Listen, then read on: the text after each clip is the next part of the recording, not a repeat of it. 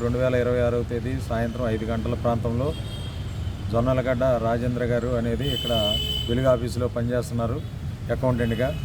ఆయన చెప్పేది ఏంటంటే స్టాంపులతో ఏదో మాటల సందర్భంలో నాది విసనపేట అనేది పెట్టలేదని నేను చెప్పటం, అదేవిధంగా ఈ ఏపీఎం గారు అయినటువంటి అద్దేపల్లి జమనయ్య గారు భౌతికంగా ఇతనిపై దాడి చేశారని ఆరోపిస్తున్నారు.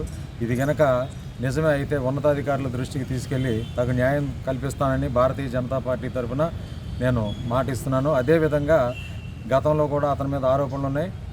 అద్దేపల్లి జమనయ్య గారిపై తగు చర్యలు కూడా అధికారులు ఏం తీసుకోలేదు. అతను తీవ్ర ప్రభావం చూపిస్తూ కనీసం ఈ విధంగా భౌతిక దాడులు చేస్తున్నారు కాబట్టి ఆయనపై